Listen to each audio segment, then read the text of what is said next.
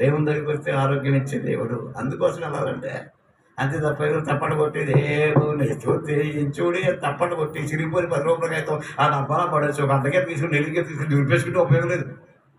కొత్త వేస్ట్ అది. నువ్వు ఆరోగ్యం కోసం దేవుని దగ్గరికి రావాలి. ఆరోగ్యం కలగజేసేవాడు ఆయనే. నువ్వు ఎంత సంపాదించినా ఆరోగ్యం తర్వాత అన్నీ. సంపాదించిన సుఖం ఏంటి? పొద్దున్న బిళ్ళ పాసిమోహంతో బిళ్ళ, దాన్ని ఏమంటున్నాం? పరగడుపు బిళ్ళ. దేవునికి ఇష్టం. పాసిమోహంతో బిళ్ళ, పరగడుపు బిళ్ళ, టిఫిన్ తిన్న తర్వాత 2వ బిళ్ళ, భోజనం చేసిన తర్వాత 3వ బిళ్ళ, కొడుకులు లేచిన తర్వాత 4వ బిళ్ళ, నిద్ర అవటానికి ముందు ఎదవ జీవితం బిళ్ళతోటే కారణమైపోతుంది. ఎదవ జీవితం బిళ్ళతోటే. ఏ ఇంట్లో చూసినా అట్లా పెట్టులే. దరిద్రం అట్లా పెట్టులే. మరి దాని లెక్క అది పొద్దున్న అది మధ్యాహ్నం సాయంకాలం ఎలాడుతున్నది అట్లా. ఎందుచేత దేవుని వాక్యం నీకు లేదు కనుక. ఎందుచేత దేవుని వాక్యాన్ని నువ్వు నమ్మలేదు కనుక.